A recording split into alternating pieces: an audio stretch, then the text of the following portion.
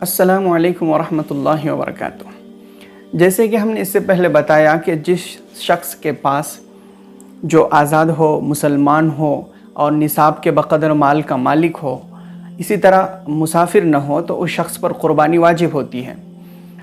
तो अगर कोई शख्स पहली मर्तबा क़ुरबानी अदा कर रहा है, क़ुरबानी जैसी अज़ीम इबादत जो हज़रत इब्राहीम अलैहिस्सलाम और हज़रत इस्माइल अलैहिस्सलातु वस्सलाम की यादगार है, एक अज़ीम यादगार है, तो सबसे पहले बहुत से लोगों को यह सवाल पैदा होता है कि हम पहली क़ुरबानी किसकी तरफ से करें।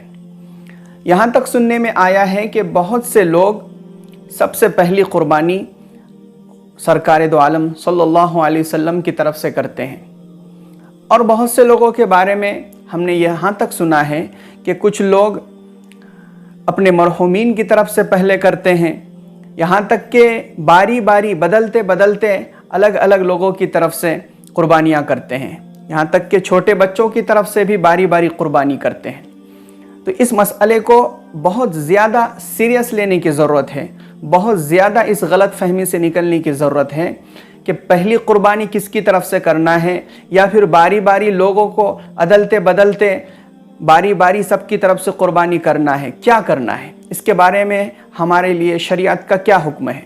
तो याद रखिए कि क़ुरबानी का हुक्म हर उस मुसलमान पर है जो आक़िल हो, बालिग़ हो, मुसलमान हो, आज़ाद हो, इसी तरह जो मुसाफिर न हो और निसाब के बक़दर माल का मालिक हो। हमने इससे पहले समझाया कि किसी शख्स के पास 52.5 तोला चांदी की मालियत के बराबर, जो तकरीबन 612 ग्राम चांदी बनती है, और 2022 जुलाई के 2022 के एतबार से तकरीबन 40,000 रुपये के बराबर किसी के पास सोना या चांदी या रुपये पैसे या ज़रूरत से ज़ायद सामान हो, हर उस शख्स पर क़ुरबानी वाजिब है। अब आप समझिए कि जिस पर क़ुरबानी वाजिब है, पहले उसकी तरफ से अदा करना ज़रूरी होगा या फिर औरों की तरफ से क़ुरबानी अदा की जाएगी। सीधी सी बात है कि जिस पर क़ुरबानी वाजिब है उसकी तरफ से पहले क़ुरबानी करना ज़रूरी होगा। जैसे नमाज हम अदा करते हैं, तो नमाज हर एक पर फ़र्ज़ होती है, तो कोई किसी की तरफ से नमाज अदा नहीं कर सकता। हाँ, अपनी नमाज नफल को ये पढ़कर उसका सवाब किसी को बख्श सकता है, जैसे दूसरों को कुरान करीम पढ़कर बख्श सकता है, लेकिन पहले अपनी नमाज हमें खुद अदा करनी ज़रूरी होती है, फ़र्ज़ नमाज। वैसे ही ये क़ुरबानी जो वाजिब इबादत है, इसको पहले अपनी तरफ से अदा करना ज़रूरी है और हर साल अदा करना ज़रूरी है। मालूम हुआ कि अगर हमें अपने मरहूमीन की तरफ से क़ुरबानी करना है तो अच्छी बात है, कीजिए, उसका सवाब आप उनको भी पहुंचा सकते हैं।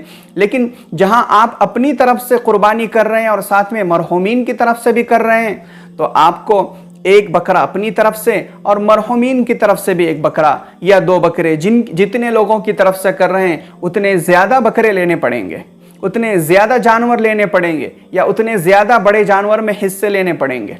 सिर्फ एक हिस्से में आप बारी बारी सब की तरफ से करें, इस तरह नहीं कर सकते। इस तरह क़ुरबानी करने से आपका वाजिब अदा नहीं होगा।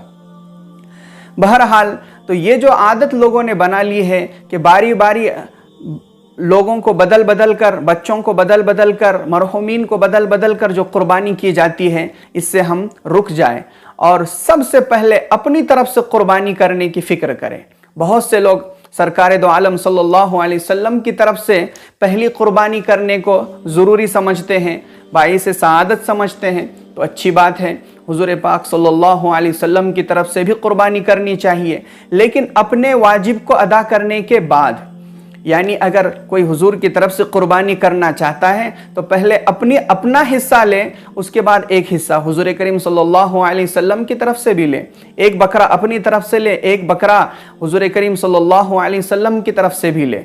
इस तरह क़ुरबानी की जाती है और इस तरह करना ज़रूरी है।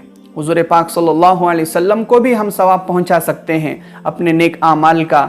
जैसे कि इब्न सिराज के बारे में फतावा शामी में लिखा हुआ है कि उन्होंने 10,000 कुरान करीम आप सल्लल्लाहु अलैहि वसल्लम को पढ़कर बख्शे। इसी तरह 10,000 कुर्बानियाँ भी की और उनका सवाब अल्लाह के रसूल सल्लल्लाहु अलैहि वसल्लम को उसका सवाब बख्शा। मालूम हुआ कि हुजूर करीम सल्लल्लाहु अलैहि वसल्लम की तरफ से भी कुर्बानी की जा सकती है, लेकिन अपने वाजिब को अदा करने के बाद।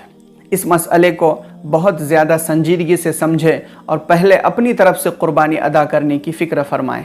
اللہ تعالی ہم سب کو خوش دلی کے ساتھ قربانیاں کرنے کی توفیق عطا فرمائے۔